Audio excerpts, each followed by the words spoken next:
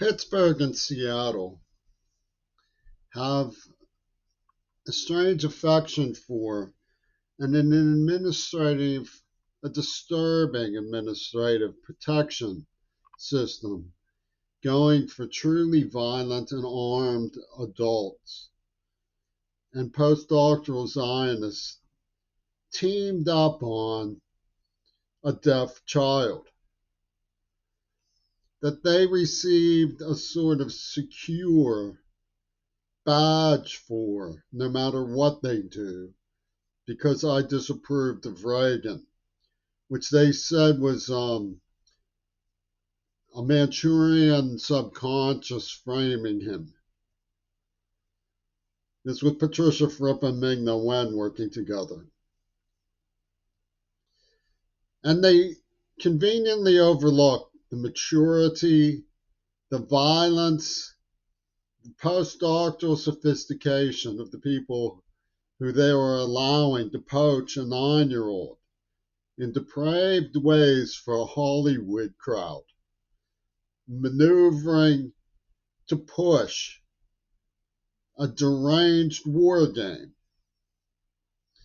And it's hard to find the police anywhere except in sympathy with them because of the macabre sense of loyalty to the authoritarian archetype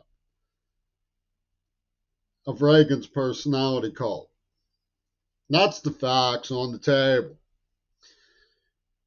So what I propose to do is look at two incidents that help establish the pattern of what's happened, of torturing, mutilating, and using hospital murder on an innocent deaf person who's being poached.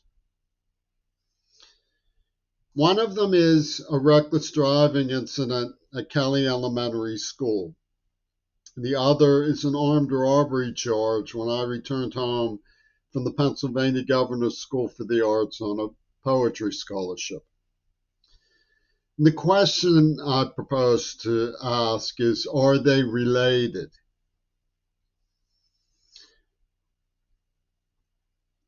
The incident of the bogus and bizarre armed robbery charge that was leveled at me by the Pittsburgh detective system came in fall of 1978, shortly after I turned 18.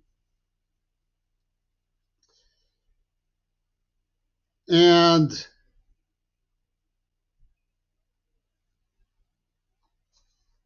because of the honesty of the person who was robbed, she was obviously shocked that I was brought in as a suspect because everybody knew it was ridiculous. They asked me, do I want, not only was I exonerated, do I want it expunged? And that seemed to be the point, was the expungement. Because she really glared at me when I went. I was just dutifully doing what people suggested.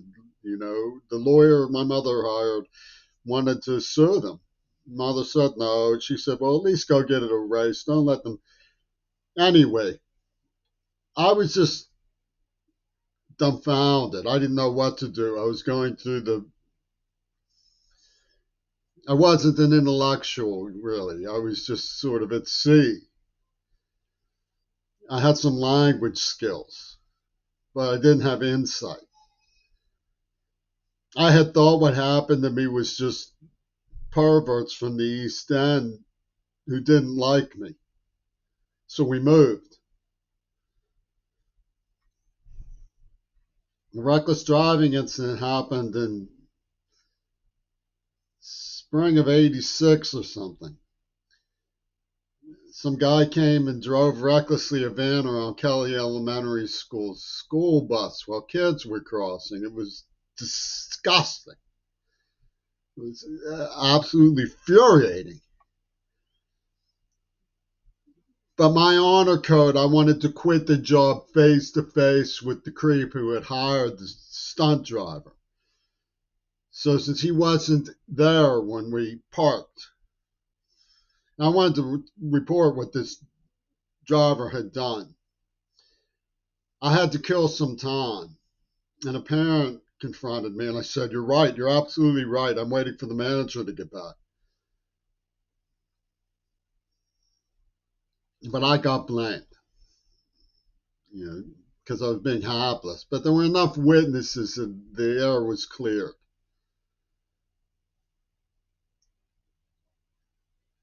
Now, Tom O'Connor lived in Mount Lebanon with Cohen and Ming Na Wen, and was introduced to me through Steve Gibson at Carnegie Mellon University, where Scott Schaefer went to school, whose sister was at the governor's school, where Brian Kopp went to school, who was sent to liaison with me for Leslie Katz and to discuss Akrim Madani with me. Leslie Katz was at Ellis, where John Schulman's partner was arrested. And John Schulman was very closely acquainted with Tom O'Connor, who owned the van that drove recklessly at Kelly Elementary School. So the minimum common denominator there is the governor's school. Amy Edelston was with me the day I was arrested, or the day I was accused of robbing the store. Bizarre thing, really bizarre. I had just turned 18. I bought a camera because my bonds were released to me from my grandmother. Why would I rob a store? But they said, oh, they wanted the camera or something. So they made up this story. The governor's school, Brian Kopp dragged the dossier of Akrim Madani. He's the one who read the letter to Leslie. Leslie came over. She was never afraid of me. Her mother was never afraid of me. And they knew that I hadn't hurt her because they wouldn't have set me up with Rosine if they thought I was a dangerous crazy. It would have been against their argument to send a vulnerable girl into my arms. I mean, they understood that I had a neuroplasm that I didn't know about that was grinding and causing me pain. Akrim Madani is like a criminal Midori. Akrim, King Crimson's team. Akrim Midori, Krim Madani. And he was being questioned for phasing out fine arts, folk arts like glass blowing, and bringing in electronic stuff. Well, he read Ionesco's Insulting the Audience, among other things. I know that because Shulman Books had a copy of Ionesco. At least it was an Ionesco book signed. This is the property of Akrim Madani that I found browsing at Shulman's Books. So Shulman knew Akrim Madani probably. Akrim Madani may have been one of the lines of supply for the black markets that Shulman had. But Peter Sinfield certainly was buying Brian Kopp, if not actually maybe even behind the story that they were selling about me. Shulman knew Tom O'Connor. And Tom O'Connor went to school with Ming Na Wen, who worked with Oliver Stone. And Martin Sheen was brought in by Vince Irini somehow. So the Morgan franchise at Carnegie Mellon University and Mellon money was behind a system. I was maneuvered into a room with Peter Ustinov with one of Shulman's employees, Christelle Yamanahazi, who had an affair with me, which was considered it wise to recommend that Leslie not get over committed to me because of my tendency to fool around, which was inculcated. I mean, we found papers from the practical antagonists who were contracting attack prostitutes that said the persona is subjected to successive degradations. In other words, they were hiring these girls. And I was considered their obedient, obligatory services for these people. And Taliban means list. Shulman's bookstore was called Caliban.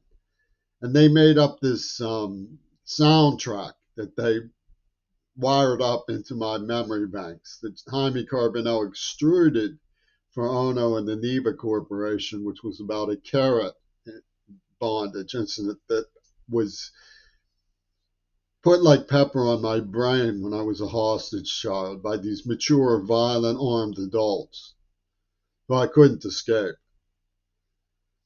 And lo and behold, Shulman was on Celeron Street selling Ronald by the pound. And they had it all wired up for Yoko Ono, Ringo Starr, Václav Havel, Vladimir Putin. Peter Gabriel called everybody. Said, let's listen to the queer bait subconscious through natural language systems of Jaime Carbonell. Because Paul McCartney's one of these, he gets someone to compromise a battered deaf child when they're 12, 13 years old. So he can sexually blackmail them through the university system.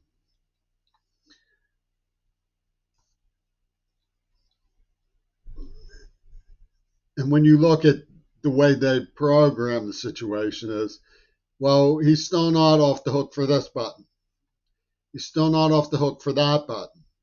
And it's always the same button pushers who were behind everything that happened. So it's impossible to turn the tables on them because they wrote the script and they're asking the questions. They're a control booth. It's a Hollywood talking system, and that's where these sandbaggers come from. You ever notice that some of the most suspicious people are the ones saying the things you most want to hear? When it comes to Gaza, like Finkelstein and Blumenthal, who say, oh, it's because they're Jewish. It's not because they're Jewish. It's because they're gripping intelligences. And yet the subtext of all of them is, didn't we pull a fast one working together with the governor's school at Carnegie Mellon? Diamanda Galus is a huge factor in the way the Zappas operated. She was photographed outside the World Trade Center with a stiletto. Nobody ever talks about the fact that Cliff Robertson was in a private plane up there. Nobody ever talks about the fact that she was preparing for immunogenetics and demonology in the 70s. Nobody ever talks about the fact that her namesake was at the governor's school and called me to tell their storyline about Lenin when it happened. Nobody ever talks about the look-alike of Gail Burstyn, on one of the best friends of John Lennon's record album a year before that phone call. And that she was the one who wrote the script that they said I could have understood. And they even introduced one of the people involved in getting into my house to pretend to find the papers and give them pretend to the true authors as a pretend discovery, and after a game of pin the tail on the donkey. And this is the city of Pittsburgh, not house, at work. through the administration of Seattle, through the University of Washington, through the governor's office in Olympia. And to them, it doesn't make any difference that I was wrongly accused, because they're playing a game of pin the tail on the donkey, and that's the end of the matter. And they had a man who disguised his voice for Shulman and Trump, an Israeli Zionist berserker who is a weapons freak, ghostwriting for Donald Trump, and best friends with the most sinister person that Shulman employed. Disguising his voice as Abdul the terrorist on KDKA, saying no one is innocent. And this is the homegrown computer that we're allowing to decide how we feel in Tacoma.